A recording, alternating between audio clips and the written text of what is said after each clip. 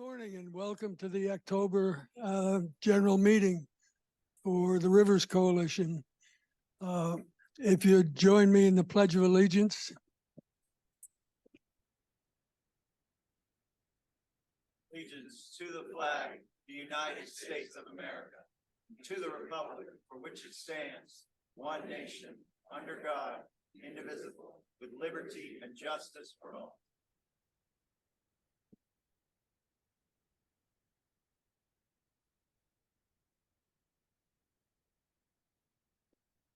Elected officials. I see our own Becky Bruner, City of Stewart. And I see Cheryl Meads is here with us again from South Florida Water Management District. And we've got Major Corey Bell representing the Army Corps. Did I miss anyone? No. Okay. We're going to be going directly into our presentation this morning. That's going to be handled by Merritt Matheson and Drew Bartlett. But before I turn it over to Merritt, I'd just like to make my own comment to Drew. We're looking forward to the dry season now. And we always kind of look at that as our opportunity to take the lake down and prepare it for the next wet season. And it seems every year we hear a litany of reasons why we can't move lake water south. We kind of think that, or at least I kind of think, that during the dry season, that's the time of the year when the agricultural folks are actually looking for water. So that's number one opportunity. Generally speaking, they don't have a whole lot of runoff during the dry season. So that's another reason why we probably can send more water south, or we should be able to, than ag actually needs, and let it flow through the whole system till it gets to where it's really needed in Florida Bay. It doesn't seem to work out. And we were looking at LOSM as a step in the right direction, a major step in the right direction. And even LOSM has gone through some changes from the way we originally envisioned it, and is probably going to be less effective than we hoped back at the start. So if you could, in your presentation this morning, concentrate on how we can get more water going south during the dry season, because with the completion of the lake rim, if we can bring the lake down to a decent low level by the start of the wet season, we really should be in good shape. Merritt? Thank you, Charles. Yes, we have Drew Bartlett, Executive Director of South Florida Water Management District, presenting today on moving lake water south. And the important term there is lake water south. Almost all summer, the lake has been managed very well. We applaud the Corps working with the district to hold off on regulatory releases to the St. Lucie estuary. What we'd love to see more of the entire year is more lake water moved south. Now, we do understand the majority of STAs were created for the purpose of cleaning water, removing nutrients before that water flows into the Everglades National Park in Florida Bay. And they have to be functioning properly to do that. The situation we here as East Coast stakeholders seem to have heard is the last 2 years, Director Bartlett, you've sat here, stood here, and told us that the STAs needed to be restored and water wasn't going to be able to flow south during the dry season. We are excited because last meeting, we got to hear you say what we wanted to hear, that the STAs are ready and poised to accept a significant amount of water this dry season. What we look forward to, though, is year-round water flows from the lake south. And in the new LOSUM schedule, we have the language, water flowing south to the maximum extent practical. We pushed hard during the LOSUM schedule on that term because that leaves it open to a little bit of discrepancy. Of course, our maximum extent practical might be different than some of those owners on the EAA. Our frustration lies, though, when we see the EAA drained into the STAs and almost have perfect conditions for farming and business year round. And we watch every summer the lake increase in height and get right to that breaking point to harm our businesses and our economy and our habitat. And many summers, it passes that breaking point. And so our goal in moving water south is not just in the dry season, but we look forward to a year-round flow of water south and a balanced, as much as possible, use of the STAs. So, Drew, if you'd like to come up and tell us how we can move more lake water south in a year-round program. Thanks. And so the one thing that absolutely impresses me every time I come here is how well you know our system and how well you know everybody here knows what's going on when it comes to water management in South Florida. It's a testament to the investment you guys have made and what's going on. I'm going to give some opening remarks and touch on a number of things, but I'm going to turn it over to Lawrence to go through the slides to talk about sort of the conditions we're seeing and our opportunities to move water south. Last year was an uncomfortable year because our STAs, you found me standing up here giving reasons why I couldn't move water through the STAs. And it was because they had been damaged by the wet season that had occurred in 21, right?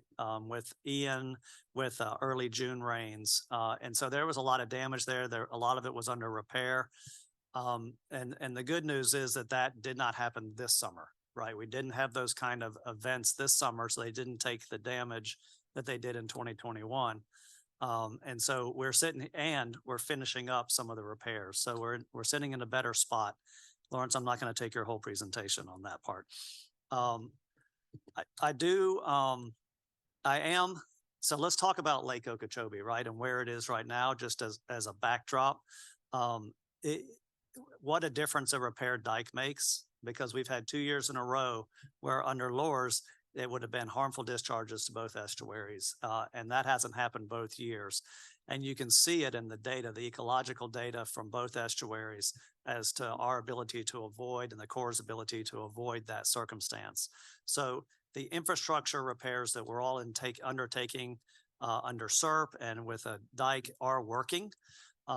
This year our meteorologists at the district declared the wet season over October 1st. They declared it later, but they recognize that it ended around October 1st. So that is very different than last year, where we had Ian come through after that, and then Nicole dumped more water in our system after that. And so the lake actually peaked around the 1st of December at a higher stage than we're observing it peaking this year.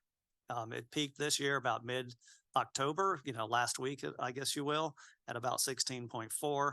And it was at 16.5 at the beginning of December last year. So we've got more opportunity now with a dry season over to do some work to lower the lake to prepare for next wet season. So we're in a better circumstance this year around with better STAs, health, and starting at a better position from time standpoint. Working against us is El Nino. Our meteorologists say that the El Nino storm fronts fronts basically pick up in the January timeframe and go through that timeframe. So in a normal dry season, you wouldn't get fronts reaching South Florida, but in an El Nino dry season, you will. Of course, it's a forecast. We don't know what will actually happen, but that's generally what happens with respect to an El Nino condition. So we'll have to keep an eye on that as well.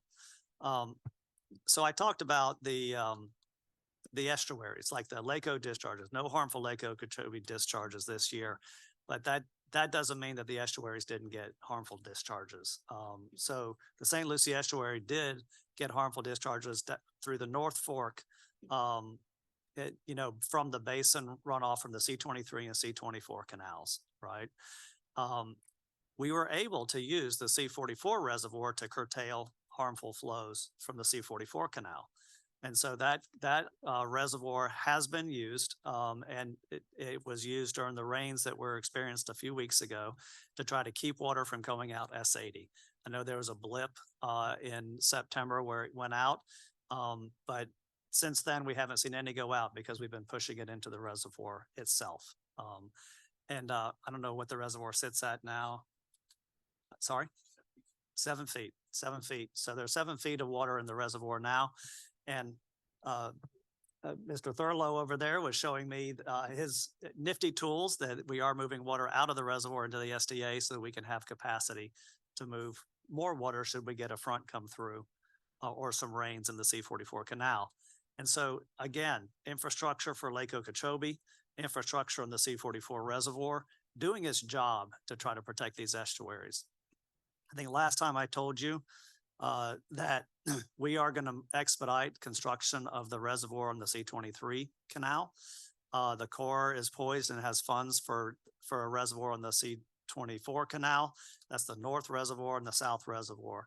If we get those built, then we'll be able to use those to curtail those flows coming in the North Fork and even better protect this estuary. So it's really all hands on deck to get this infrastructure in place to try to really protect these estuaries. But I'm here not to talk about that. We're here to talk about moving water south.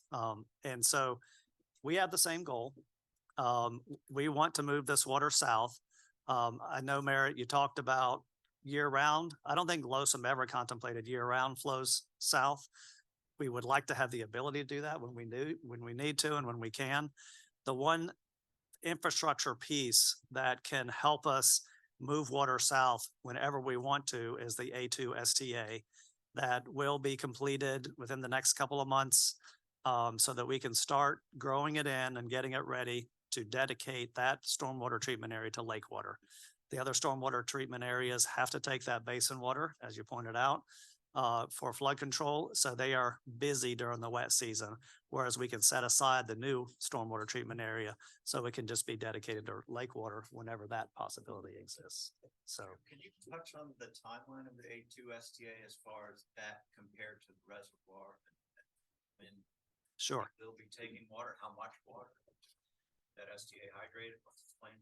So we need to grow it in, and hopefully we can start grow in basically during this dry season to really let it grow in. At the same time, it's a federal project, so there's not a water control plan set yet. And so the Corps of Engineers has started their planning process to get a control plan adopted for that stormwater treatment area. And I don't know what the time frame on that is. Corey, do you know? Okay. So that is it won't take as long as LOSM, right? But it does take time to go through the NEPA process for that control plan. But hopefully we'll have it available within, a couple of years at least. It's got to be less than that. So that's, if we're lucky, maybe next dry season, right? Yeah. Yeah. So that's the schedule on that. So with that, Lawrence, I'm going to turn it over to you to go through the slides and talk about the conditions that we have. By the way, we have John Mitnick too. our chief operator for our system. So if you have any challenging questions, he's here to answer those as well. All right, thanks. I'll be right here. Thank you. Well, thanks. I'm happy to talk to you about the water conditions. And when we look at water conditions in South Florida, where the rain falls, when the rain falls, has a really big implication on how operations can work. So we have infrastructure in place that can pass specific volumes. And if you overload one area, then it's going to not be able to take water into it in order to, for its ecology. So every little place in the district has its own ecology, has its own water needs. And until we get SERP, fully implemented, there's usually going to be some trade-offs through how we can do things and what's going on. So I wanted to talk to you first about not the STAs, but the water conservation areas that are below them, because they are the receiving water body for what's coming out of the STAs. And so if you look at the diagram over on the left-hand side, it's a picture of the Everglades, and then you have these compartments that are coming kind of down from the left top down into the middle. And so you have water conservation area 1, and then you have water conservation area 2, and then you have the really big one in the middle, water conservation area 3. Then there's a line below that is Everglades National Park. And so on the right-hand side, you have the regulation schedules for each of those water conservation areas. And if you look at the top one, that one right there, that's water conservation area 1. And you see that we were, a couple weeks ago, we were above that regulation schedule.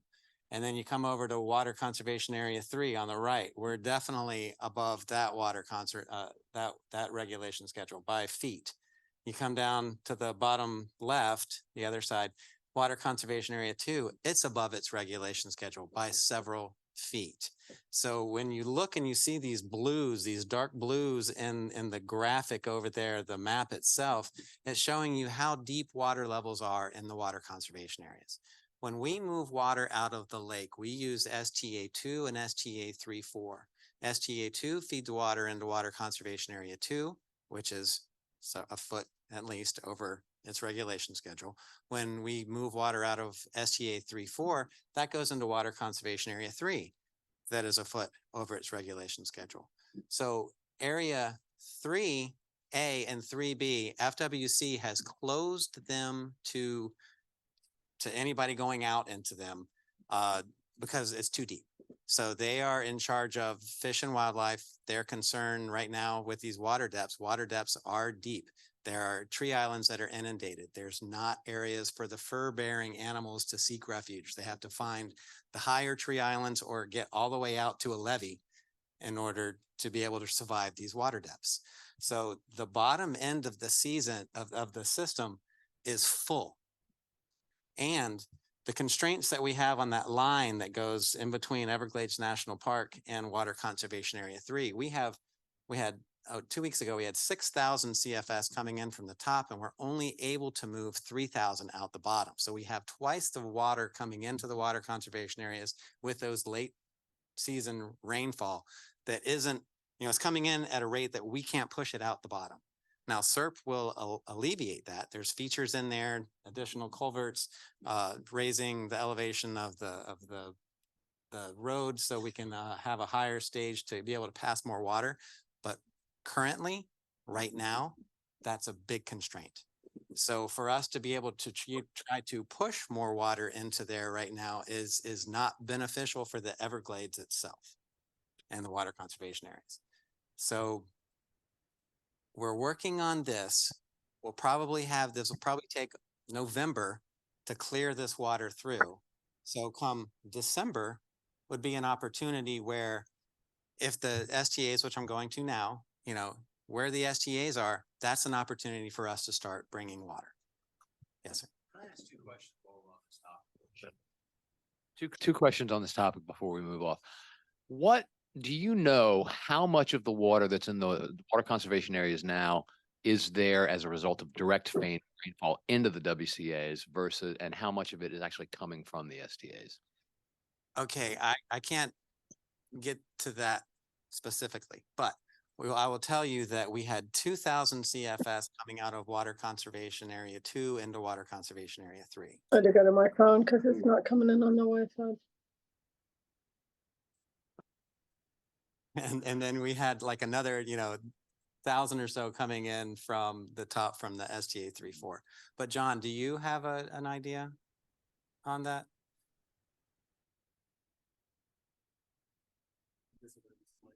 Yep. So at the governing board earlier this month, I presented a series of slides. One of those slides has how water has been moved around the system. For water that's come in into the conservation areas 1, 2, and 3, so far this water year, which would have been since May 1st, there's been about 950,000 acre feet have come into the water conservation areas. But to answer your question, yes, we know how much was direct rainfall. It would be in addition to that 950. I was trying to look up the number. I don't have it off the top of my head right now, but we can definitely get it to you. When we have done that sort of calculation in the past, because we've done it every year, what we have always found is the direct rainfall dominates the water budget, and the majority of the water that you see stacked up in the conservation areas there is from direct rainfall. But we can get you the breakdown of the numbers themselves. The other question I have is, what is the quality of the water that's being pushed south at this point? Like, for example, if the Army Corps does reopen some of those floodgates at the Tamiami Trail to allow more water to drain south, is it clean? Is it close to the standards that we need in terms of, flowing to the Everglades? So it's another thing that Lawrence presents on every single month in the governing board meeting, and he gives the outflow concentrations from the various STAs. So in the context of this discussion, when we talk about water moving south, you're talking about 2 STAs. It's not all of them, it's just 2 of them. Yeah, the trail. Okay, under the trail. Do you know? Like you said, 6. Yeah, 6 person. under the I'm trails looking at between it, 6 and 8. like 6 Okay. or 7. Yeah. So it's below 10. Yeah. Okay. Oh, yes. And coming out, the concentrations coming out of STA 3-4 and STA 2 right now are fantastic. I believe last month's 3-4 was 13, I believe, or 12. And so, the STAs are really doing their job. We've got them into good shape, and you're seeing this trend in the phosphorus coming down as we had hoped. Excellent.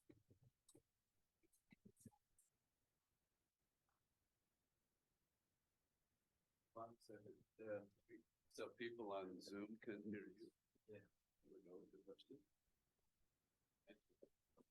Just curious, you said that there was a constraint sending water south. It was 3,000 versus the 6,000 coming in. Was that due to infrastructure?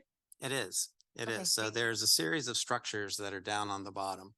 You have the 12s. So you have S12A, B, C, D as you go from west to east. Then you have the 333s that bring water down.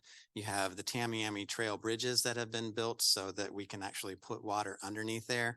We've removed the Tamiami Trail, the old Tamiami Trail road, but there's a canal right there that has to have a certain elevation as we go into the dry season, and that elevation declines. So what they're worried about is the roadbed of Tamiami that's not in bridges. So there's a constraint down at the bottom as SERP comes through, and we're looking at adding additional culverts on the west side, then under Loop Road, which is over there, there's additional culverts. So there are projects being put in place to allow for greater flow, but they're not in place today. So as we talk about conditions today, I know that's what the question is, what are we going to be able to do this dry season? So forward looking, there are a lot of solutions that are going to come into place. But as we talk about conditions today, there are constraints compared to what's coming into the top from all of that rainfall as to what we can actually push out physically through the bottom. Yes, ma'am. And actually, Todd's going to share his live.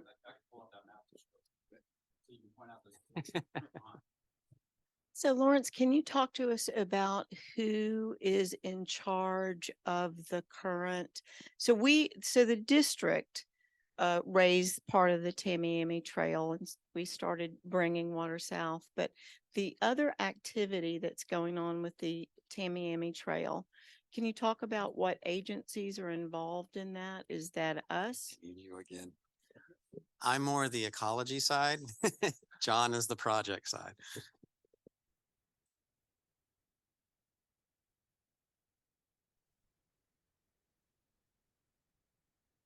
All right.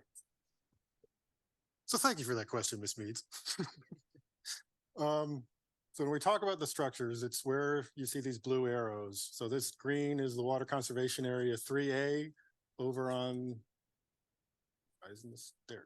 3A, 3B, and down here, the S12 structures, these 4 blue arrows going north-south, and then this one that's kind of going off to the southeast. That's another structure that lets water out of the conservation area into this canal that runs right along here. It's called the 333 structure. So that in combination with some other structures over on the western side of the conservation area is what let water out to the south into Everglades National Park. There are some other structures a little bit farther to the north that allow water to move down the Miami Canal and through the lower East Coast, down the Miami River, but I won't get into too much of that. So these particular structures down here are operated and managed by the Corps of Engineers. The Water Management District operates these ones in white right here, as well as this one blue one that kind of goes southeast this way. You had asked about Tamiami Trail road raising. So the Water Management District has not raised any of the Tamiami Trail. The Corps of Engineers raised Tamiami Trail as part of their initial effort. And if you can move off to the east by Chrome Avenue on the map.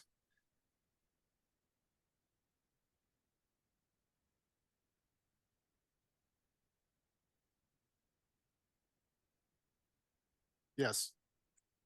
So anybody who's driven across US 41, going from Miami over to Naples, Fort Myers area, you'll have passed over a series of bridges. Those bridges were constructed by the Corps of Engineers about 3-4 years ago, I believe it was. Maybe a little bit longer than that. Right. There's 2 series of bridges, the 1 mile bridge, and then farther west, there's the construction that was done by the Florida Department of Transportation to do another series of bridges. At the same time, DOT is now going through the road raising of Tamiami Trail itself. So all of that together works to move more water out of the conservation area at this location right there into this canal and allows water to flow underneath the canal. So right now, DOT, as I said, is in the middle of that road raising. I believe last date that I heard for it to be completed was the end of 24, possibly into 2025.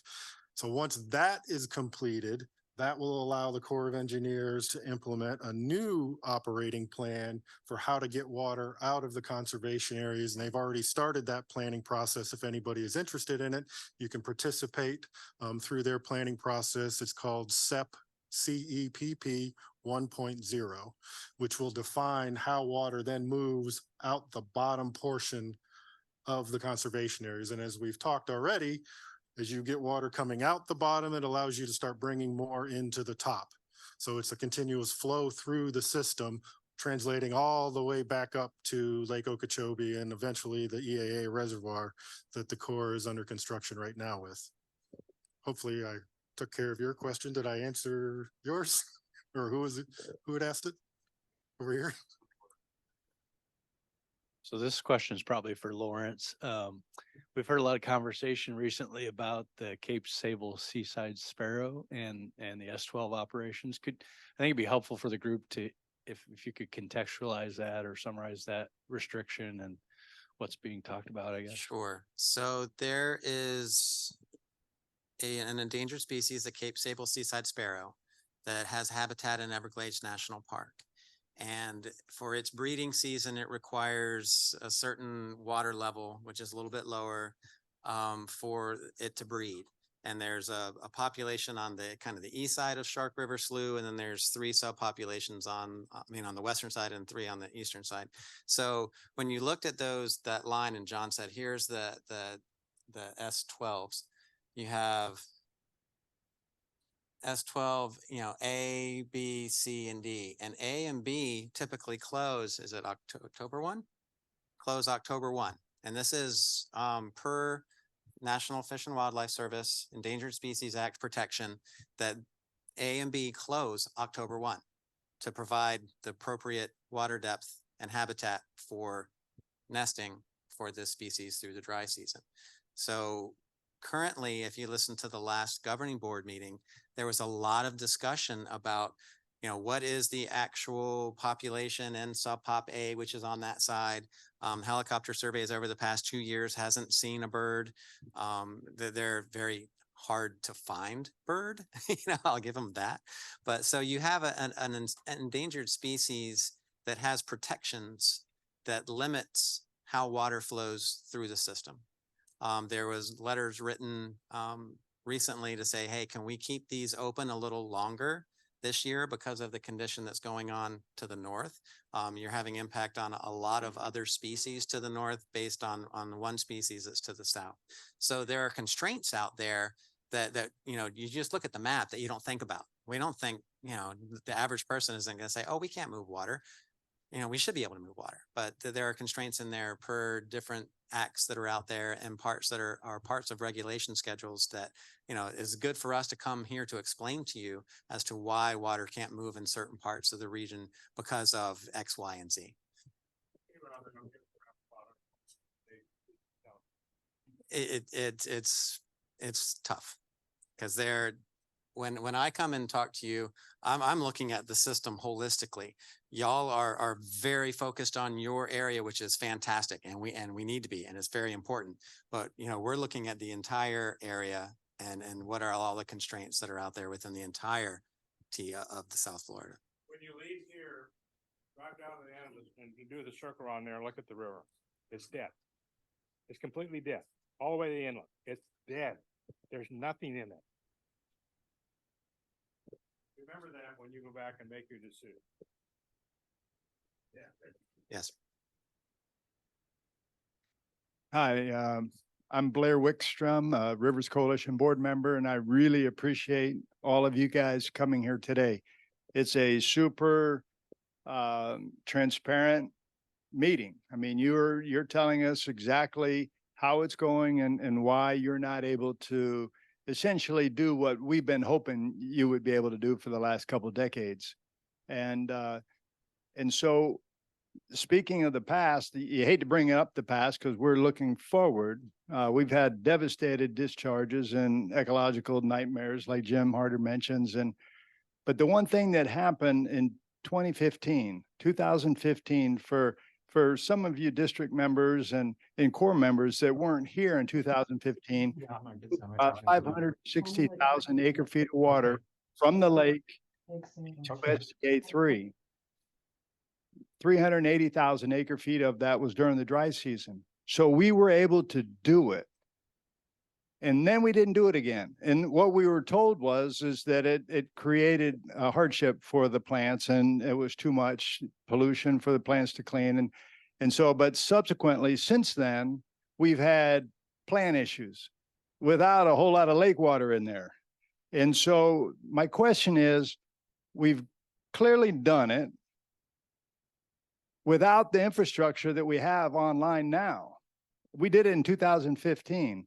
So again, why can't we go back to 2015 with what we've got now in the C44 reservoir, the STAs? And I think ultimately what I really like to get to is how are we going to be able to do that? And if the answer is we don't have the STA capacity to take on the EAA runoff as well as a high lake, what are we doing to try to get more land for both STA and a larger EAA reservoir? And I know, Drew, you mentioned 500 Doak County stadiums, or is it 5 that's massive. And I've been out at the EAA reservoir, it's massive. The STA is massive. And so we've got so much out there, but it's still not enough to stop these discharges. And so again, we were able to do it in 2015. And with the brain trust we have in this room right now, what was the thinking on 2015 and why can't we look to do that again starting now? Sure. If you'll go to my last slide.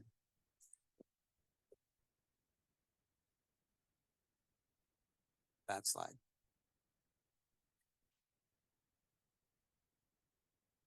Okay, so the question, 2015. This big bar is wet season. This is dry season. Here's the dry season from the lake in that year. And here's that number we're discussing, the 500,000 acre feet that we sent through. And conditions, as I started this presentation, I talked about where rain falls in the system and when rain falls in the system dictates how we can operate. And this particular year, if you look over at this graph with the hydrograph, the water conservation areas had a deficit of rainfall compared to normal or above average rainfall in the lake and north. So there was an ability to push water. The Everglades weren't, you could have a pull. The Everglades could take the water, where right now the Everglades have a pushback. They're saying we are too full at this particular point in time to take that water. During this period of time, they were very available to take water. And so we were able to take that volume from the lake and push it through the STAs during the dry season and put it down into the Everglades because the Everglades could receive that water. Now, we've talked about vegetation conditions and the STAs, and these 2 years back to back, the volumes that we sent through during the dry season, and I'm going to come back to this in a minute. The STAs, if we'll go ahead, let's go back to the STA, the first STA slide. One more, come down one. Okay, nope. And this one's missing a line, a similar line right here. So the STAs have an optimal water depth that they function under to remove phosphorus. That's 1.25 to 1.5 feet. That's the target elevation. So you see during the entire wet season this year, stages, water depths were higher than that target stage. This isn't anything new. This happens almost every wet season because that's when we get the most of our rains. This is when water comes into the STAs. The STAs are functioning well with this volume of water in there, but going into the dry season, they need a recovery time. The vegetation in there that's been working really hard, that's working hard and a depth that's a little greater than what they would prefer, they need time to recover. So we look at the season, and LOSOM went through and modeled this. And in there we said, October and November, we need to have a period of time where we're not pushing a lot of additional water other than what normally flows through from the EAA into the STAs, because that vegetation is a living system. It needs a breath. It needs to say, hey, had a lot of water over the wet season. I'll be good later in the dry season, but just let me recover a little bit, and then we'll talk about what we can take through. So where I was going to get to this, we talked about water conservation area 3 and 2. December is a time frame where we think that those water levels will be down to where they can receive water again. That aligns with when the STAs can start receiving lake water again from a beneficial standpoint, is after they've had those couple of months of recovery. And if you notice, there's still, because typically we have these lines coming down a little sooner. We had those really big rains at the end of September that kept stages high. So our October, we're almost done with that. We're still above target, but we're still saying, if November is dry like we anticipate, that we can really start looking at the STAs to receive water from the lake in December.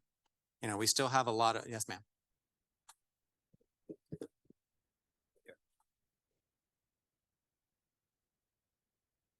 I've read that the C-44 reservoir had a leak. Is that something that's being worked on right now? Can you tell us about the repairs? Is somebody else going to be talking? Thank you. Thank you. Yes, Joe. If I can, just to add to what Lawrence was talking about for the question about 2015. As he said, it matters where it rains. That year it rained north of the lake. There wasn't a lot of rain south of the lake, and it led to the conservation areas being able to accept a lot of that water.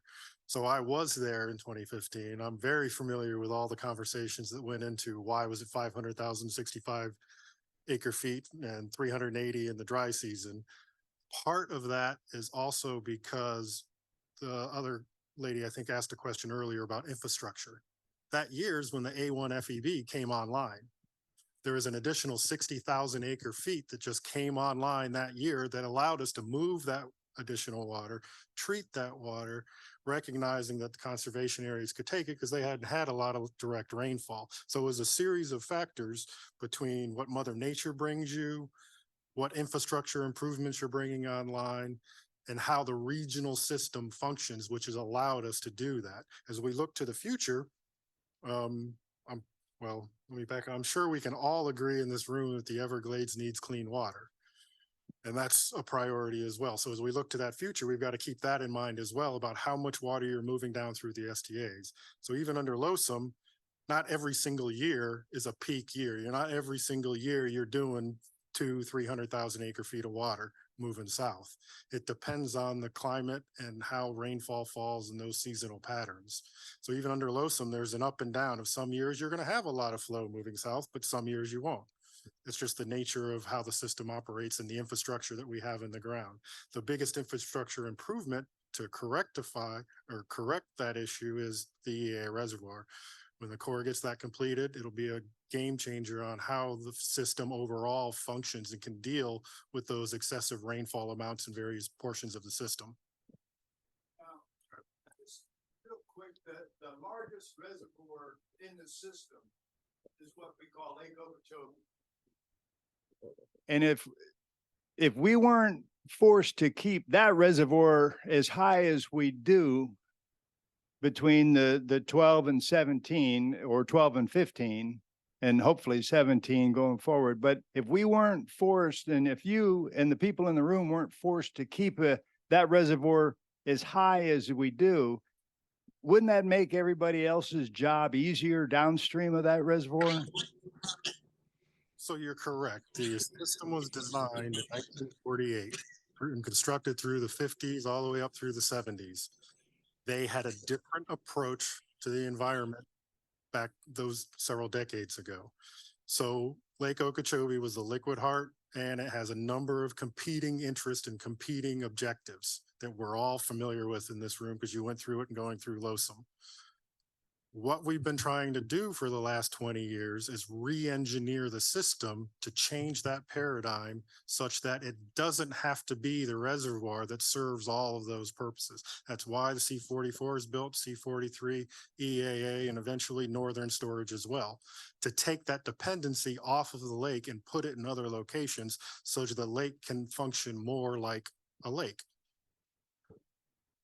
We've had a lot of good questions, and John, Drew, Lawrence, thank you. We have time for one more question, but I want to make a comment here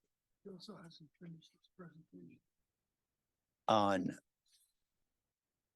what happened in 2015 as it relates to LOSUM and the Lake Recover idea that's been kicked around. And it's not a question that needs to be answered right away, but Rivers Coalition, City of Stewart was directly opposed to Lake Recover in LOSUM as it was written, where it would be triggered, the stages we're in now that could trigger within the next water year, a recovery effort. What we supported was a Lake Recover card that could be triggered when you have situations above 16 feet and high lake levels. And that card would be played when you get to a situation like 2015, and you work with Mother Nature to draw the lake down, depending on where and when the rain falls. And so you actually get more bang for your buck by working with Mother Nature. Now, in that chart that was just up, you don't get that every single year, and you might not get that the year after a high lake level. But the question is, how do you write that in? to a management plan like Losum, where when you have a high lake level, you can capitalize on the weather patterns so that you can see what's happening when you get a year like 2015. And you may have had that high lake level 2 or 3 years before. But we all know drawing the lake down is beneficial for everyone.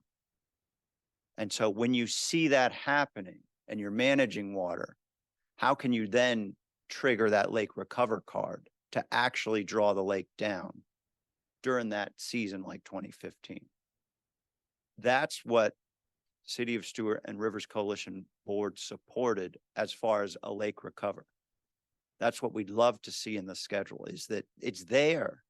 It doesn't need to be used that next water year, but it's there when you see the opportunity that Mother Nature presents to you, and you capitalize on that opportunity for the benefit of the entire system as a whole. And that allows you to deviate, to get to those lower lake levels, to capitalize on it. So that's something I know Blair just said. We have a lot of top experts in the room on this. We'd really like to see that thought about for the lake recover in Losum.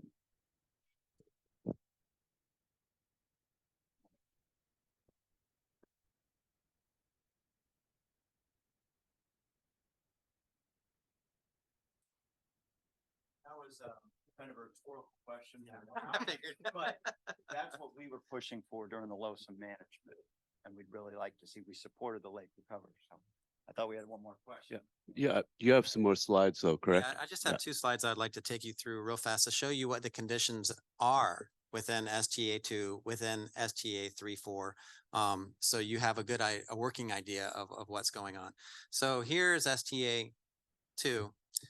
We just finished up. So along this side of the wow.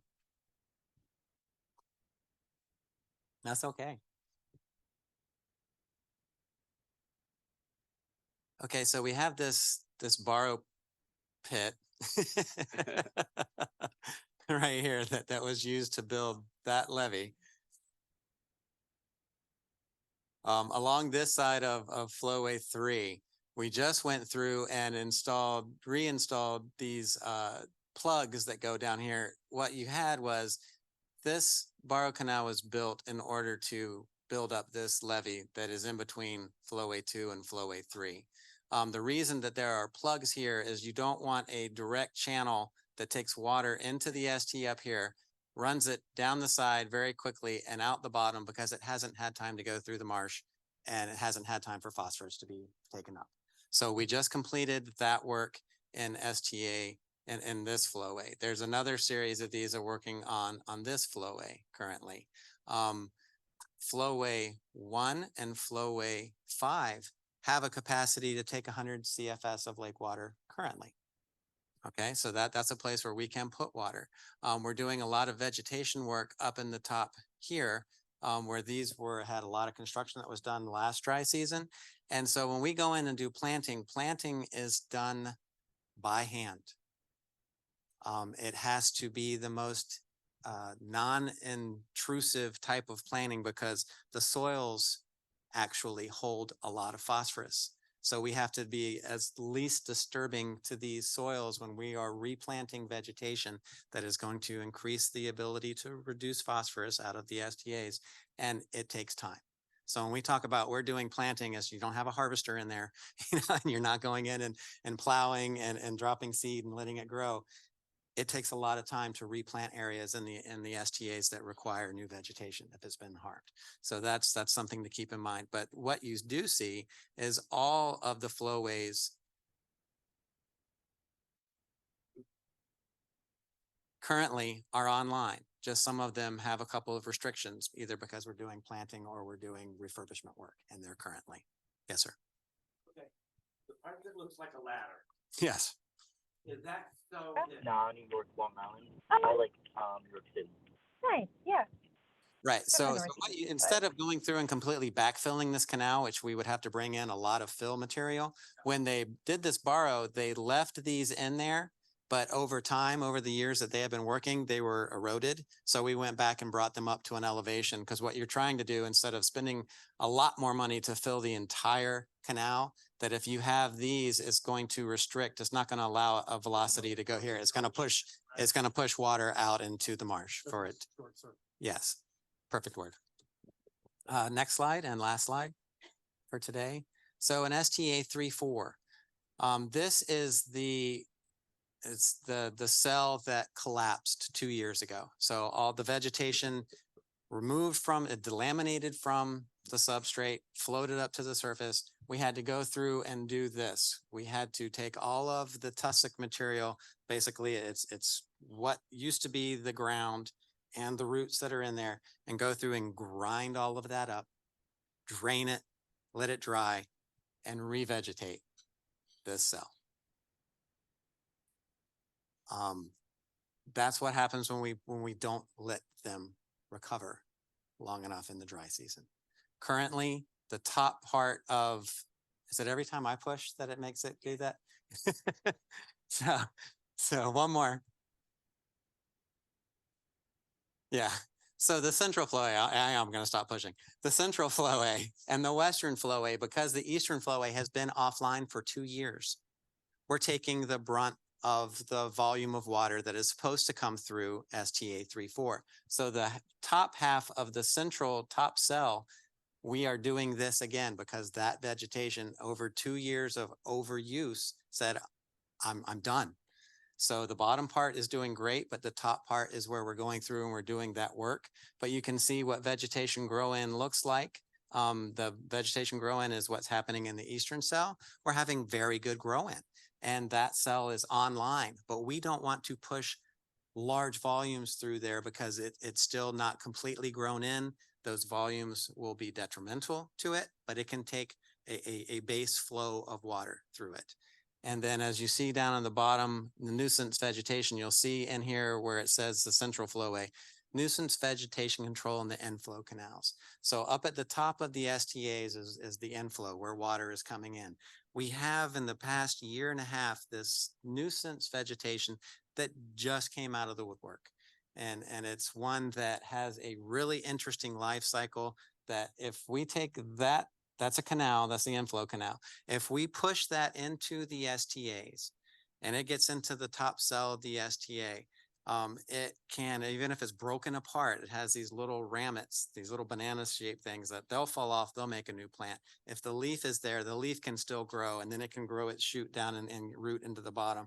If just the root goes in, it can create more plant. And this isn't a plant that is helpful in reducing phosphorus. It actually will shade off the top of the water and not allow all the geochemical processes that are supposed to happen. So when we get this in the inflow canal, we have to treat it, because we don't want it going into the STAs. And we definitely don't want it moving from the top cells to the bottom cells, because the top cells is the emergent plants, the tall plants that you see when you go. The bottom cells have emergent plants and submergent plants, and those submergent plants, those bottom cells are the polishers. So the top cells take it from whatever concentration, gets it down to about 30 or so. And then when it goes into the bottom cells, those are the polishing cells where it really brings it down to that Q-bell level. And if we get those nuisance aquatic pushed through the top cells into the bottom cells, we're in trouble. So that's the kind of thing that we combat. We look at this weekly. So we said we want to rest between October and November. December, the water conservation areas should be lower and capable of taking water. And it's also a time when we can look at 3, 4, and STA2. Vegetation is much better condition this year. And we can say on a weekly basis, where do we have the opportunity to bring in lake water? So we're here to tell you that the past 2 years, we've been doing a lot of construction, a lot of work, restoration strategies work to get ready for Q-bell, mandated. We've done a lot of work. The STAs are in better shape. Now, I'm not saying that there's not stressed vegetation in there. There is, because you've seen how high it's been over the summer, but they are in much better shape for us to make weekly decisions coming in December into, can we take some lake water now to help the whole system? I have a 2-part question for you. First of all, as you are predicting a strong El Nino in January, will those operations in December, when you may feel like you have the opportunity to take water, will that take into consideration what you are predicted to see in January with the strong El Nino? And that's why I say that we will make weekly, we have to look at this, what the conditions are then. I won't, let me start again. I can't sit here and promise you because I don't know what conditions are. I can tell you that the conditions currently within the STAs would allow for additional inflows if the conditions are right. Gotcha. And then second question, with the new STA potentially coming online, the A2 STA, what amount of water can we expect to go in there? What would be the residence time? Getting to the question, what could we predict to see coming off of the lake for that grow in of the A2 STA? Yeah, so there's a series of events that has to happen before we operate an STA. So you get the STA, you get it all leveled out, it's constructed, you fill it, you allow for the growth of all your vegetation. Then you have to go through a period of sampling.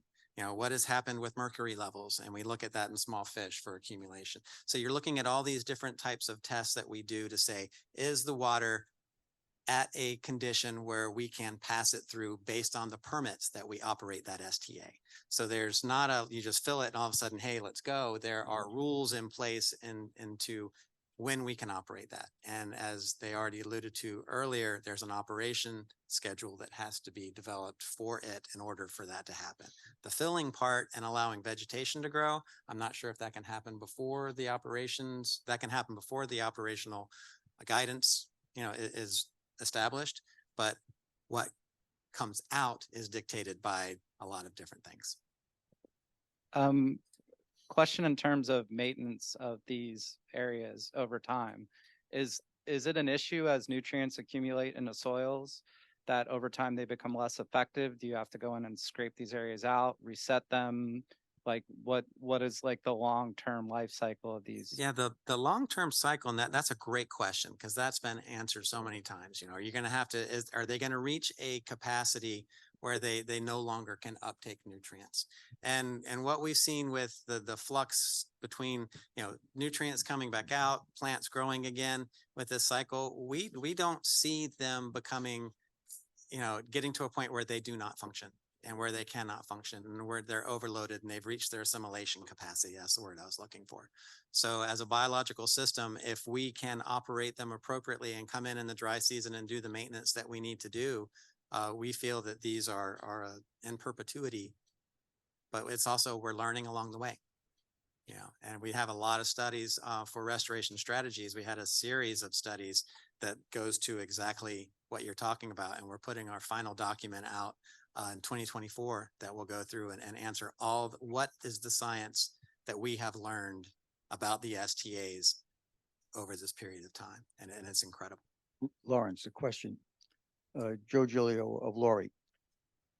From the previous question, I'm making the assumption, if it's incorrect, correct me, that uptake of the nitrogen, especially the phosphorus, is due to the growth, plankton, not plankton, plant growth.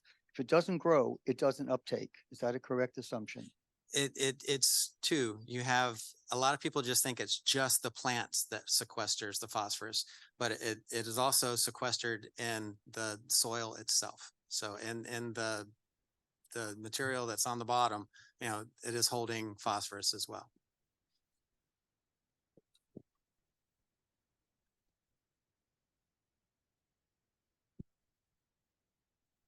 Well, that was a wonderful discussion. I can't thank the district enough overall for you guys. It was very informative.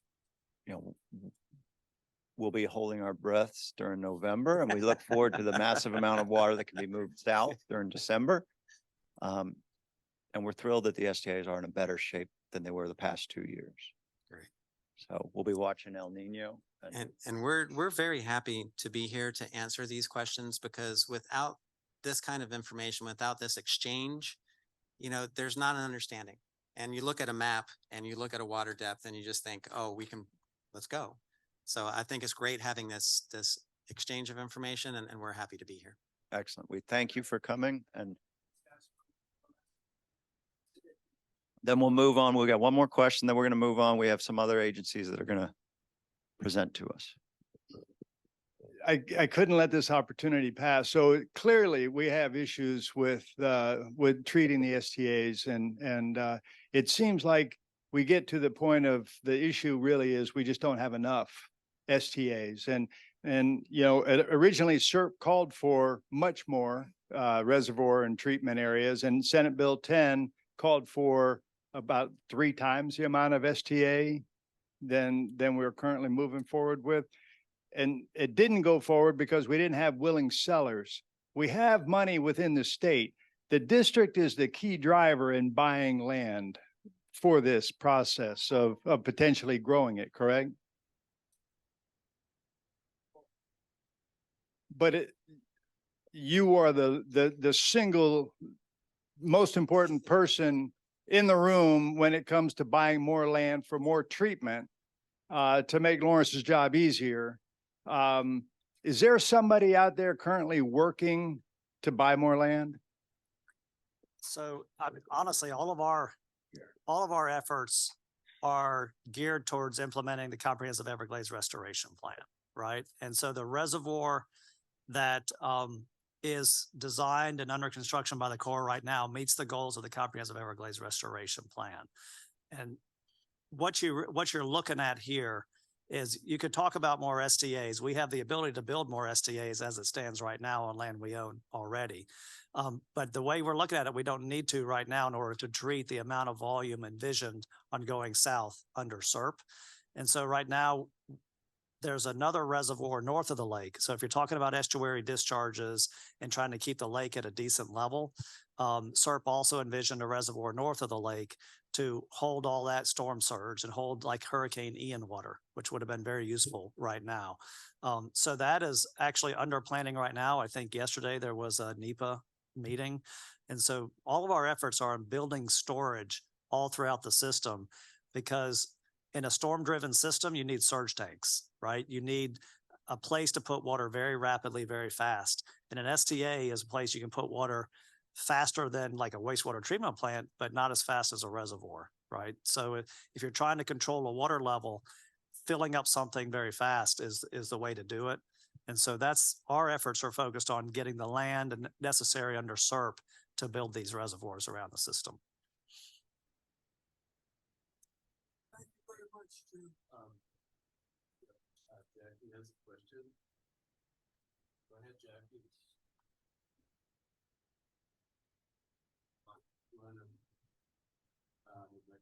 Just let Jackie go. Go ahead. Jackie, go ahead with your question.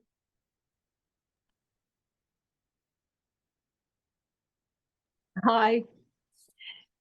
Jackie Thurlow Lippish in Melbourne with Ed Lippish on Finito. It's great to watch the meeting today. Thank you to the district for being at the meeting 2 times in a row. I think that says a lot. That's a huge commitment. I had to address the elephant in the room. 10 Mile Creek Reservoir failed. We're having major issues with the C44 reservoir, and now it's out on the IDS to 2026. We're dependent on the reservoir for the C43. We're dependent on the reservoir for the EAA. We're dependent on a possible reservoir north of the lake. How are you thinking in terms of these reservoirs taking more time to work than was originally planned in SERP? It's good to see you, Jackie. And you too. By the way, when you come on Zoom, your head is the biggest one in the room. Oh, that's scary. It's like the monkeys in The Wizard of Oz. I apologize. No. So we have Major Bell here to talk about the C44. So the C44 is in operation, right? It's in operation, testing, and maintenance, and monitoring, I guess, OTMP. So during that time, we are using it. We are filling it with water to prevent water from getting into the St. Lucie estuary. It's what all these reservoirs have to do. They have to go through a testing period. But during that testing period, we can fill them. There are, the design of the C44 reservoir is a little different than the design of the C43 reservoir, is a little different than the design of the EAA reservoir. And as things have progressed, we're putting more and more seepage management safeguards in these other reservoirs that were not in the C44 reservoir. So what you're seeing in the C44 reservoir is some unexpected seepage, not a leak, but seepage that came to the outside of the seepage management canal, right? So that can be corrected. And so the Corps is starting the process of correcting that seepage. And so but in the meantime, we will continue to use the C44 reservoir to protect the estuary. So we will have to go through an operational testing and maintenance phase for the C43 and the EAA. And we'll see if we find issues, but we know that we can correct them if we do. But there are additional features in those other reservoirs that are not in the C44, so we have a better chance of not seeing issues. Thank you, but how many years are we adding on to all of this? If it's 2026 now for the C44, I guess you're saying you're expecting everything else to be on time? Yeah, we're not adding any, there will always be an operational testing phase for every reservoir, just because that's what you have to do, right, for impoundments. But that doesn't mean they're not in use, right? So that's what I kind of want to clarify is the C44 reservoir is in use. We've been using it over the wet season. It's just in use up to 10 feet. And so once they get the seepage management system put in place, then we'll be able to test it up to 15 feet. Hopefully won't see any issues, and we'll be able to use it instead of between 0 and 10, between 0 and 15. And so that's just how, when you have to build impoundments, you have to go through that testing and maintenance phase. But as far as sorry to interrupt you, Drew, but is the 80% that was reported in TC Palm by Katie Delk incorrect according to you? And I know that the Corps is, the heart of this, but the district is the local sponsor and has to work within this paradigm. Sure. So right now there's 7 feet in. So yeah, so when she reported she had a number of 3 feet in the reservoir, so it didn't have all the water that it could take. So now, no, it is usable all the way up to 10 feet. All right, so I'm going to get John up here because unless Major Bell, you want to take this, you're probably enjoying me doing this, aren't you? Morning, Jackie. Hi, John. Thanks for being at the Rivers Coalition. Can you, these are serious issues and it just seems like it's adding years. I mean, wasn't the EAA supposed to be operational now with it? And it's part of the bigger system and now it's out to 2026. So, we've just been tortured it'll be 100 years next year for the St. Lucie River through the St. Lucie Canal. And, Drew said earlier that, there were damaging discharges from C23 and C24, and that is true, but nothing is as damaging as the St. Lucie Canal when it comes out for months at a time. That's where the toxic algae blooms come into our river. And I'd like to know, how much we are on hold now. So as Drew said, the C44 reservoir is currently in operation. We use it to attenuate those basin flows that come from the C44 basin. It's got 7 feet in it. Back at the time of the reporting that led you to the 3-foot elevation, if you look at the overall rainfall, actually, I'll do you one better, Mr. Olipish. When you look at my governing board presentation and those graphics that you actually championed back when you were on the board, you'll see there's only been about 8,000 acre feet since May that has come from the C44 canal and basin, inclusive of any Lake Okeechobee water, which obviously there wasn't any, that has made it to the C44 through the canal and out to the estuary. So that 3 feet was reflective of that basin runoff or lack thereof specifically is why it was at 3 feet. It wasn't anything to do with the seepage issue that the Corps has identified through their testing and monitoring phase. I'm sure Major Bell will address this again when he speaks. But the Corps is currently going through the design, and they have a repair effort that they will be undertaking to address that seepage issue and get the reservoir back in operation as quickly as possible. But until then, we are continuing to use it up to the 10 feet, and we'll use it as needed for basin runoff. The Corps is also going through another exercise to update the operating plan and reevaluate what water you can actually put into the reservoir, because there's a conversation about it's only was envisioned and planned to accept basin water. It wasn't built to accept. Yeah, I agree. So that's an ongoing discussion that I welcome all of your voices in as it moves forward. So hopefully that addresses your question about the 3 feet and why it was at the 3 feet. Right now it's at 7, and then we'll continue to use it all the way up to the 10. Thank you. And how is the interconnect canal coming? And is that, how much more water is that going to add? And can it add it now? It's still under construction. It's going very well. I forget the actual completion date, but I want to say it's towards the end of 2024. I'd have to verify that, but once it is complete, the interconnect will allow some of that water that goes out the C-23, like sort of the main line into the middle of the estuary, to be diverted down to the C-44 reservoir and capture it and store it there, attenuate it, treat it through the stormwater treatment areas, and then be released back into the canal. And now that I just mentioned the STAs, I probably should also let everybody know the STAs are currently also in operation. So that part of that 7 feet, I mean, even today, we're letting water out of the reservoir going to the stormwater treatment areas to maintain their water levels, like similar to what Lawrence talked about in the STAs down south. I know this is taking time, but John, can you explain to the Rivers Coalition what the interconnect canal is and where it's going to start taking water if it connects? Okay.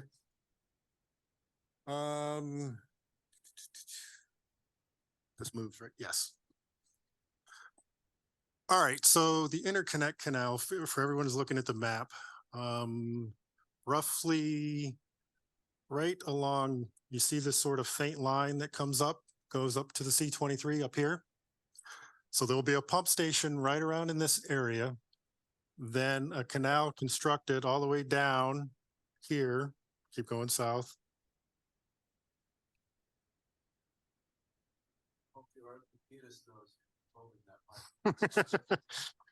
And it'll come in to the perimeter canal so there's a perimeter canal that goes around the reservoir in the STA. It'll come in right about here and then be moved around the reservoir, go south, come around the reservoir and discharge back into the inflow canal right here, where the pump station can pick it up and put it into storage in the reservoir itself.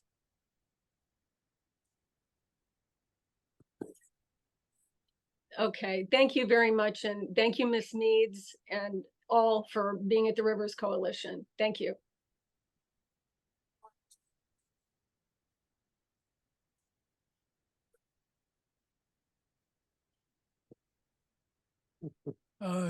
Next up is going to be the Army Corps, because it makes a whole lot more sense than our agenda does. But before we go there, I would like to mention, with Ms. Meads here with us, I've been doing this for about 25 years now. I have to mention that this current state administration, when they turned the board over, it has made an incredible difference for us. And bringing Drew Bartlett aboard has made an incredible difference. So we are probably looking at more progress during that short span of years than I've seen over 20 years before that. And we are grateful for that. So thank you for being here.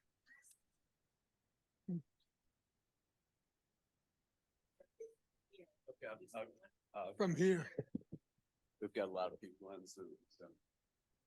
So when I came last time, and I learned so much from your presentations about the lake and the muck, immediately the district sent me the name of the district scientist that sits on our muck data, right? So without any hesitation, anytime anything comes up, not only do they do what they do every day and they're under a lot of pressure, but everything you say, they listen to, they follow through.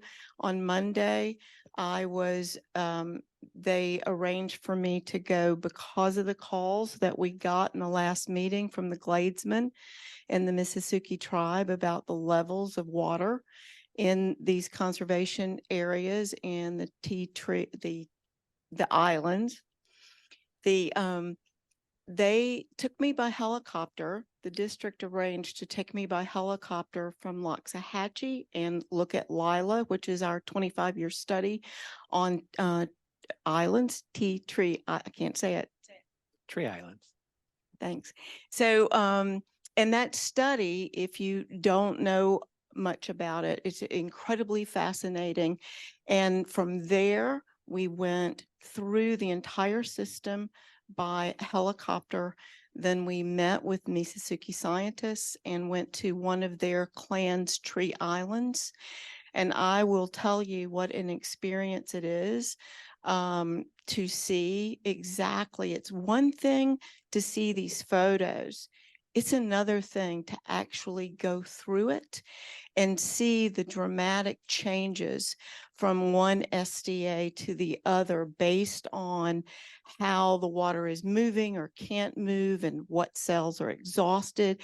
But when Lawrence tells you about replanting, it reminds me of that old trite phrase about how do you eat an elephant? It's an elephant. This is gigantic. All of these things are gigantic. The water is very high. And on the islands that are starting to disappear, they're very, very important. And so all stakeholders have their needs. Like you, these stakeholders are not in business. They're trying to live and have a quality of life. And what's going on, albeit by storms or by us trying to restore and move islands and save other places, has put them in distress. And their islands, which like a clan owns this island and they use it. But if it's underwater for longer than a certain period of time, and I think we don't agree perhaps on how long that is, but not only do the trees die, but the seeds that regrow the island also die.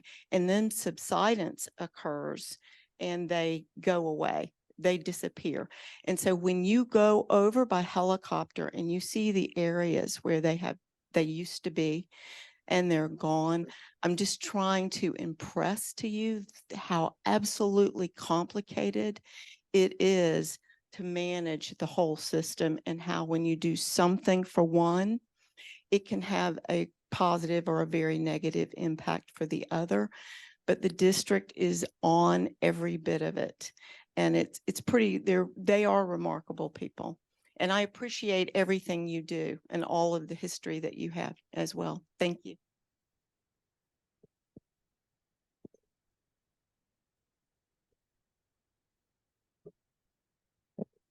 Major Bell, the Army report. Awesome. Thank you so much. So I just want to do a brief introduction of myself since I'm kind of new. This is my first meeting. So I'm originally from Williston, Florida, which is just outside Gainesville. I'm a UF grad, mechanical engineering background. And I've been in the Army approximately 14 years. Prior to this assignment, I was in Middle East for approximately 2 years, 739 days, if you want to know exactly. But now I'm here. So I'm excited to be a part of the team and get to work with you as we go through an exciting next couple of years in the program that we have.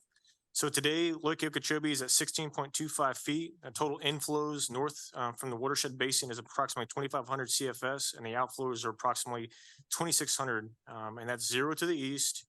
And to the west, we have approximately 1,200 CFS through S77 and 2,000 through S79. We still target a 2,000 release there at 79. And then south, we have relieved some 242 cubic feet per second south into the hydration of the SDA's through the system there. And we're on record to be going, we're anticipating to be 1.4 million acre feet through the Tamiami Trail this year in December. So we're on track right now. We're at just over 1 million acre feet that has gone through the Tamiami Trail. So the C44 is been a hot topic. So originally it was designed to capture and clean the basin runoff from the watershed, right? So not Lake Okeechobee water. So that's designed to capture, clean, and then release it in a time and quality to the estuary when required and necessary. All right, as we've been talking, the maintenance and operation test phase, why is it so long? What's going on? So in the southwest corner of the project site of the reservoir, there's seepage, right? So that's caused by the topography of what's underground from the limestone and things that you can't physically see. And as we brought it up to an operational level of 10 feet, we noticed seepage. So our design operational limit is 15 feet. We're currently at 7. So when we brought it up to 10 and we did some testing, and we noticed seepage in the seepage canal. This is why we have the maintenance and operation testing phase of the program and the project, so that when we build these things, we can identify it, right? This is kind of not natural. We're trying to create these things. And this allows us to be able to do this testing. Currently, we have our sister district, Mobile, is actually doing core samples, soil samples right now.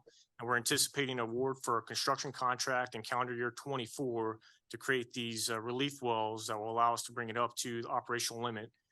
But with that said, once the construction is complete, we still have to do testing before we can hand it over to South Water Management District to execute the full operation phase. And with the WCA3, I was out there last week with the tribes, and currently we have the S12s open. They're flowing, and we're working a planned deviation to open up the 343 structures, Alpha and Bravo, and that'll push water to the west. So we're working that deviation right now, and we're also seeking to do a planned execution to SEP1. If we can't make it to SEP1, we're trying to incorporate it into our current COP. That's the combined operational plan, to allow us the flexibility to maintain these structures from a calendar base where we are now to a conditions base. So based on the water system, it's very complex. As the water flows, we can make those adjustments within the system instead of requesting emergency or planned deviations to execute water management for that. So, any of your questions? No, but I would suggest to you as the new guy on board, as long as you can have as part of your report 0 to the east, you will be our hero. Welcome aboard. John, we'll have a county report from John Mel. Thanks, John Mayle, Martin County. This is supposed to be a government progress update. It very seldom is. I usually use the pulpit to preach. I'm going to do that again this morning. We heard a great discussion about looking forward to the dry season and what that strategy might entail. And Major Bell, thank you for coming. Welcome. And you gave us a good situational report on our current status, but I think it would behoove us to take another look back, particularly with the news that the district has told the climate that the dry season has begun, which we're grateful that you told Mother Nature that. We have expressed a lot of frustration this summer with not having LOSUM having a record of decision and not having that implemented. However, as we saw through the wet season, the strategy that was employed used the flexibility that LORS offers to implement what we've learned in LOSUM and really spared us another lost summer. I think it's pretty clear that the data would bear out that if this had been 2 years ago, before we were really thinking about what we could do with what we learned from LOSUM, we would have added 2023 to the list of 13, 16, and 18. And that's incredible. And that's something to celebrate. And that's a testament to the accessibility, the flexibility of our partners. And Drew, I mean, your boss is here. So Ms. Meads, I'm going to tell you something you already know, but he truly is a remarkable asset to the district and the state. And what I think I marvel at most is how, in spite of having his hands on some pretty incredible levers and commanding an incredible audience.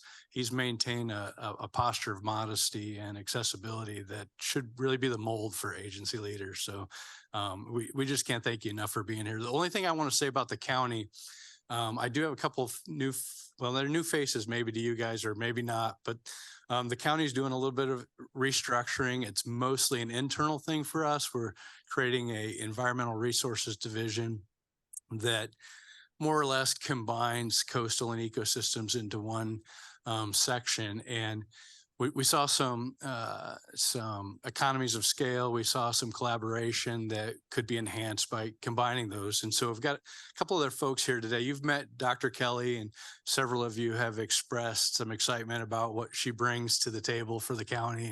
And that's not lost on me. I know that that's true, and I'm excited about it. But I want to introduce Amy Eason, if you wouldn't mind standing. Some of you probably already know Amy. She is our environmental resource engineer. She will be wearing the hat of stormwater engineer, resilience engineer, coastal engineer, and she'll be working very closely with Elizabeth, or Dr. Kelly, as our science and engineering team. So they are my John and Lawrence, but they do it by themselves without like a whole wing of other people. They're truly rock stars. I couldn't be more excited about what it means for the future of environmental resource protection and restoration in Martin County. And then I also want to introduce Mike Houston and Scott Tedford, who you probably, maybe you know those folks. I don't know, maybe you don't. Mike's been around the county longer than any of us in my section, and has been doing incredible work for uplands and native restoration. And in the last few years has transitioned to working on stormwater quality retrofits and water quality projects. He's now up to his eyeballs, pardon the pun, in seagrass restoration. And it's really been a fun journey to see him transfer his ecology knowledge and process understanding into some new areas. And these guys, Scott, Mike, and their peers are truly the reason why Martin County is the leader that they are in ecosystem restoration. If you want like a in-depth update on what the county has done and what they currently are doing, you can go to MCTV and watch the last item in the October 10th meeting 2 weeks ago, where they allowed us to give a really detailed summary of the efforts of this section and what we're currently working on. That's all I have. Thank you. Thank you. Ben, report from the city of Stewart. Wow. It's great to see everybody here. Major Bell, welcome. This is a light meeting.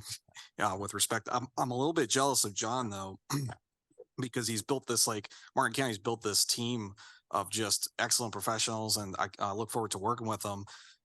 Staff in our city hall annex, they just get to hear me talking to myself at the end of the hall. So it's nice, and I'm glad that Martin County has the resources to put them where it matters.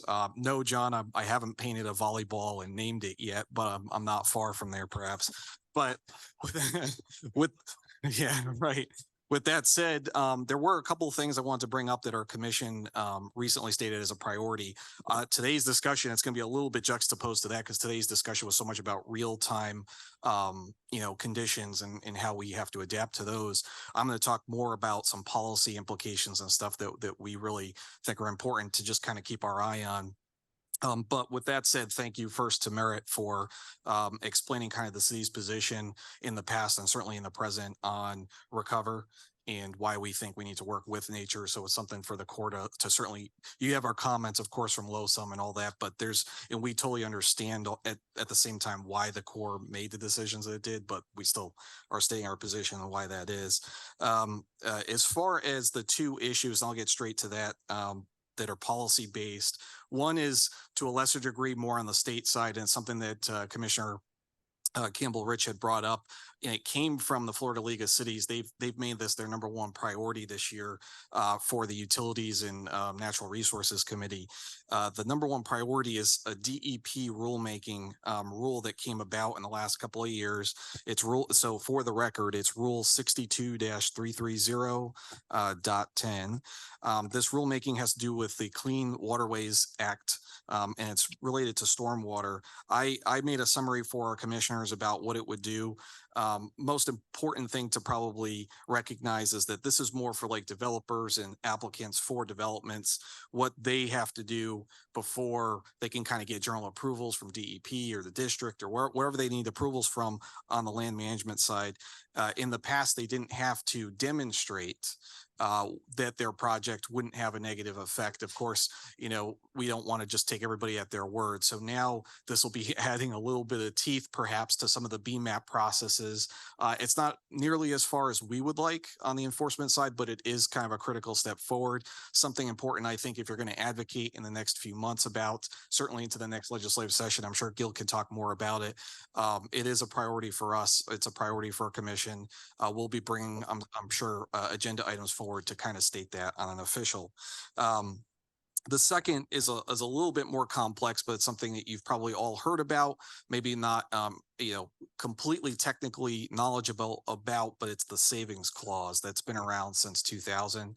A savings clause in law can mean a lot of things. In the case of the savings clause as it applies to Lake Okeechobee regulations, it's a way of mandating that the Corps and all agencies, federal and state and local, cannot negatively impact the quantity of water that existed at a specific point in time for water users. And it's something that kind of dictates how SERP projects get implemented.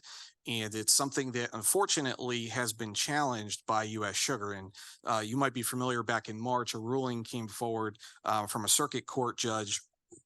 Judge Middlebrooks. I actually have the circuit court document here, and I've read through it several times over the last few months. I reread through it again on the last 24 hours, just going to remind myself some of his comments. And some of them are actually quite entertaining, because what he's done is tried to take a logical framework on how they define savings clause and how in the reason why it's so important to have these conversations is the savings clause can be extremely detrimental to all of us in this room in particular if it's interpreted incorrectly. If a savings clause is taken as all the time, everything that the Corps does, no matter what condition is, no matter what Mother Nature does, that they have to operate in a manner that follows the savings clause and keeps enough water for throughout LOSUM, throughout any kind of operational framework that we have that you're familiar with, that even removes some of the harm from our estuary. It would only be water quantity over quality all the time. That's what the framework would be like. It's a bad one. It doesn't make sense. And it doesn't follow legal history. So we talk a lot about why it's important. And so the reason I'm bringing this up is our commission has asked us to be a party to an amicus curiae brief, which is for the appeal of this suit that U.S. Sugar did lose in the circuit court. The case was ruled against them. They are appealing. We're going to be an amicus curiae brief participant with the Everglades Law Center. What our commission has asked us to do is bring forward an agenda item where we're also going to be providing a contribution to the Everglades Law Center of, I believe it was $10,000. And so that's kind of like an aided contribution like we give to other agencies and organizations to support them on an annual. That's the city kind of saying generally that we agree with what the law center is doing and why they're doing it. But I think it is important, and perhaps some of the leadership of the coalition can talk more about the savings clause. It's such a complex issue. You could probably spend a whole presentation, an hour, just talking about how it could be implemented negatively against us. I think it's important that we talk more about it. And I'll close out by, instead of my words, talking about, and it was something that actually got me laughing when I read, talking about an interpretation that Judge Middlebrooks had of the arguments of the plaintiff or of U.S. Sugar during this lawsuit. The plaintiff, U.S. Sugar, the three companies for U.S. Sugar that were represented jointly, they argued that, and it's called intervening non-SERP activities. So think of that as anything the Corps does that's not directly relating to implementing a project that's tied to SERP, to the Central Everglades Restoration Plan. So anything that is not directly related to the plan is a non-intervening activity. And this is something the Corps has held for more than 2 decades now. So when you're thinking about LOSUM, that's like a or LORS even, that's a non-intervening SERP activity. And what the plaintiffs during this did is they said, that they can't endorse the term. They said there is no such thing as an intervening non-SERP activity. Doesn't exist. It's fiction. And what did the judge say? The judge said, well, what else would the plaintiffs have the court call a drought? Perhaps an intervening non-planned event, or maybe an intervening act of nature.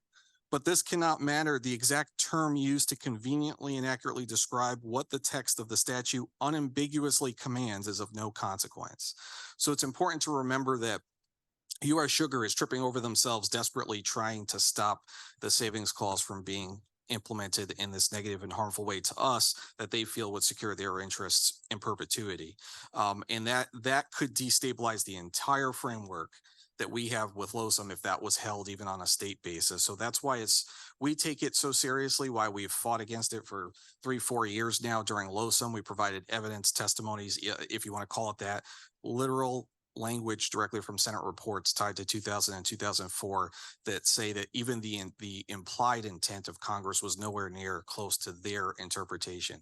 And so there's a lot of legal framework, but that's the reason why we're dealing with the attorneys from the Law Center, because we think it is so critical that this issue is elevated that we don't forget about it, because everything else that we're doing on the physical side, everything we're doing on the structural side, on the side of planning with these projects, all of that can be undone with the wrong interpretation under law at a federal and state level of the savings clause. So in my opinion, it's certainly that serious. And I think it's important we don't forget and keep supporting it. So Thank you, Ben. Appreciate it. If Dr. Paul Gray is on Zoom, can he give us an update on the lake?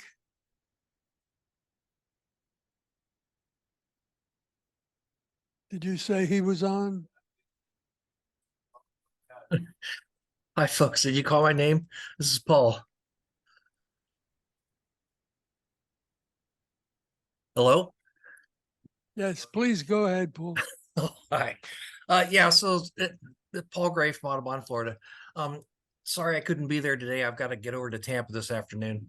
But yeah, I was actually out on the lake yesterday, and as you've already heard, it's much deeper than what we want. And the outer edge of the marsh and the deepest water is really taking a beating. It's kind of sad, but I was out with Dr. Evelyn Geiser's students, and we were looking for paraphyton, and we ran all the way up near the Hoover Dike in Indian Prairie, which is a couple miles from the open water, the really dirty part of the lake. And that area is rainfall driven, and it was Eliacris flats and just miles and miles of paraphyton. And in one spot we stopped, we had so many snow kites around us, we couldn't even count them all. It was just really nice. So the lake's got a lot of problems, but it's not completely dead, and it still has wonderful values in it. So anyway, that's all I have for this week. We hope it can get a good drawdown this spring, but we'll just have to see how the weather goes. So thank you. Thank you, and we look to see you in person next month. Yeah, I'll try to make it. Okay. Todd,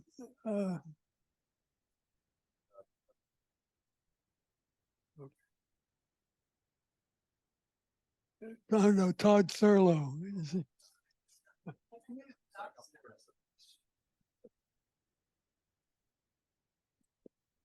I think we're over on time, so I'll make mine very quick.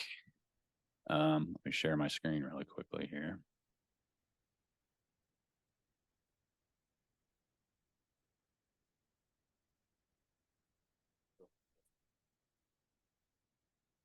Well, my tool's not online not yet, so I'm not going to plug it too hard.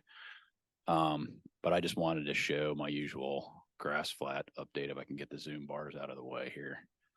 So, I mean, really, I wanted to say is this right here is not our grass flats. That's our grass flats in 2007 before they were wiped out. So I've got all the images on my website. The latest image, I'm going the right direction here. A lot of surf. You can't really see it in the room here because the lights wash it out, but there's a lot of surf. This is October 17th. So sand coming in from offshore. This is October 7th when we were getting all that local basin runoff. So it's like black. And, so just one last summer. And, they've been fighting back. My boat has been in the shop for a while, so I have not been out there. But discharges will wipe that stuff out. That's really it to let people go. I guess just to point a couple things out. Drew had mentioned, and maybe you could chime in, the discussion about the northern reservoir or the northern STA that's being debated. Is that this one right here? So, I mean, I'm going to get this. Yeah, he's nodding his head for the people online. And so, so not SERP, just an STA. Looking at these watershed maps, these are the annual report data that are in the district's annual reports. So that's the S154C basin, right? And you know, on those reports, 1.5 pounds of phosphorus per acre. I meant to do it in concentration. 720 micrograms per liter, parts per billion. The target for the lake is 40. You know, so that's the type of stuff that we've been talking a lot about water quantity, but I think what dictates what kind of quantity we can put through the system is the quality of what's going through, because they're talking a lot in loads and concentrations and unit area loads. So we've got to get those unit area loads and those concentrations down, because if it's lower, you can send more water through the system. I mean, I don't know this stuff exactly, but you know, logic would tell me if you have half amount of phosphorus going through an STA, you can probably put twice as much water through it. Is that correct, or something like that? I don't know. but yeah, I thank everyone for being here.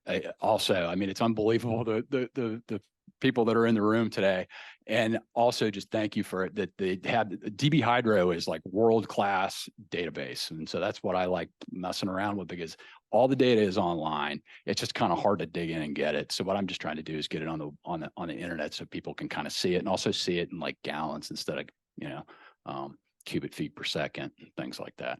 So thanks for being here.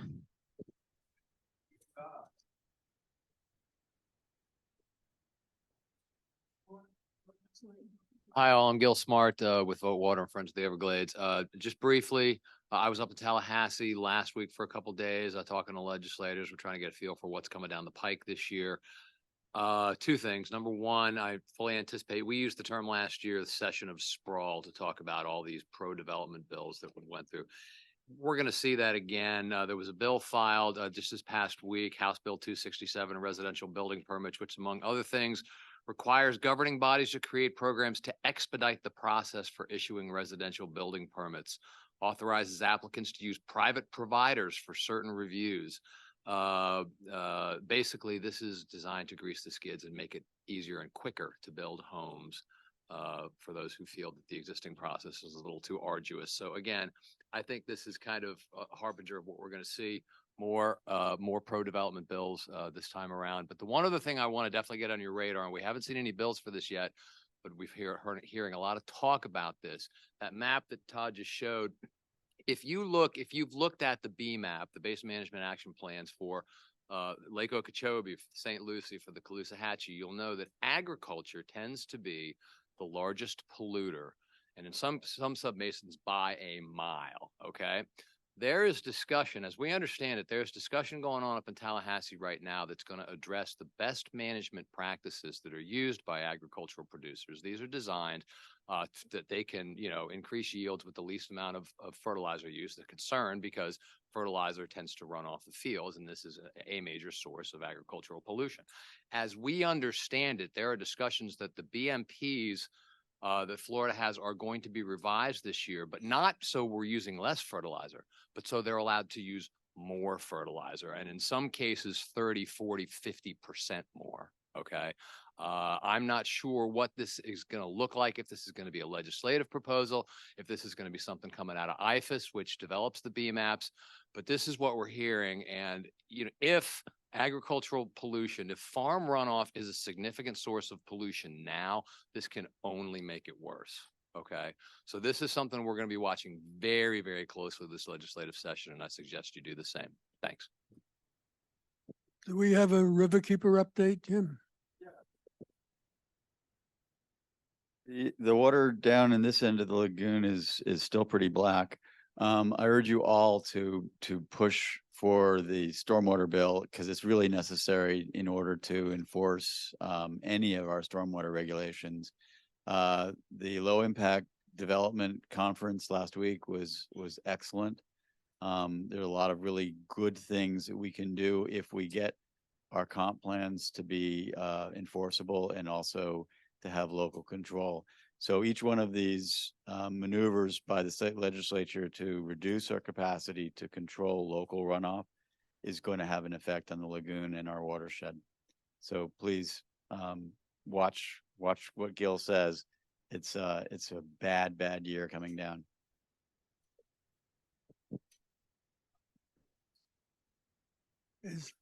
Do we have a River Kid report?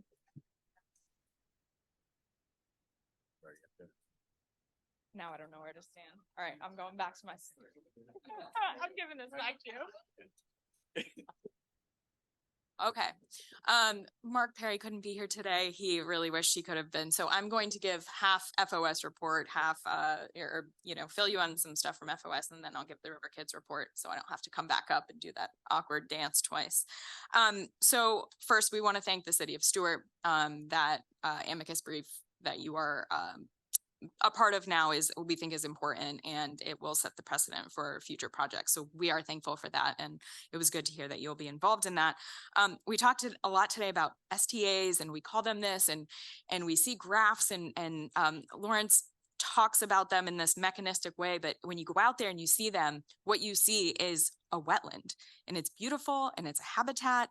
And I just want everyone to think of the value of wetlands, whether they are STAs or,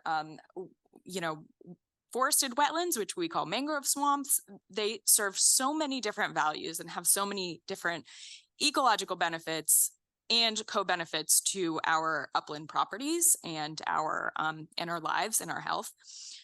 So as a part of, piggybacking on what Jim said, when we get these statewide preemptions from our state legislature, we need to be very careful of how they are going to tell us we can handle our local wetlands. Wetlands are important. They protect us. We need to be able to in turn protect them. We need to be able to have those benefits protected. And we have heard that there is a possibility of that protection being something laid out by the state rather than our local governments, which we don't agree with. We think that we should be able to protect our local resources the way that we see fit and in the way that we know is important. So just want to throw that out there. Value of wetlands, tell your friends, tell your family. The more that we can share that wetlands are a protective ecosystem, not a flood risk. If the district isn't worried about them flooding your house, then you shouldn't either, because that is their job. So wanted to say that. And then we also have a flipping over to the River Kids plus FOS, we have an event coming up called Community Conversations. We would love to invite you all to come share your perspective of our St. Lucie River and Estuary, Indian River Lagoon.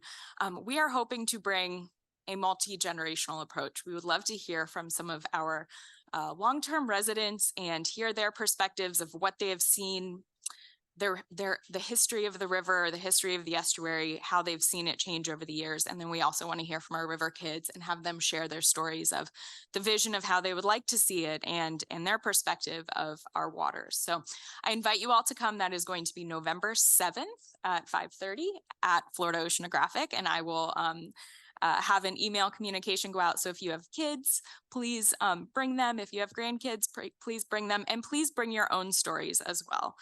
So I appreciate the time to speak, and I hope we'll see a bunch of water advocates on November 7th. Thank you. Thank you, and I appreciate everybody staying for this meeting. It's been an incredible amount of information, and we're running overtime. And now I have to pass all of this on to Mark Perry. So, but again, thank you for coming. Oh, do you have something, Diane?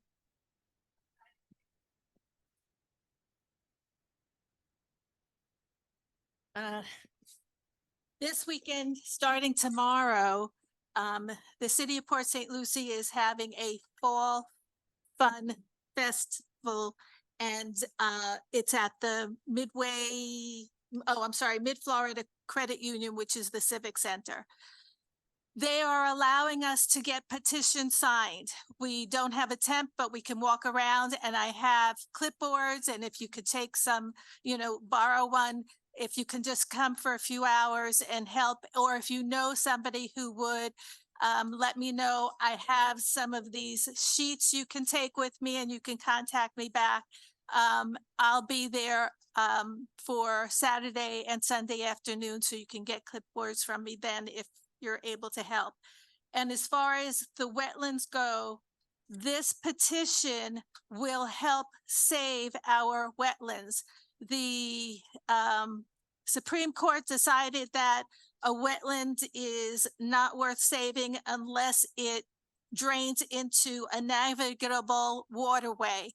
And it's important that we save it just because they clean our groundwaters and our aquifers. This helps with our drinking water supplies, besides for all of the wonderful wildlife that we want and plant life that's important to us too. So please help out.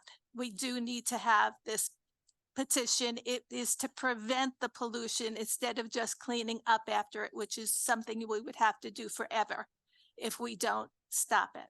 Thank you. Thank you, and that's the end.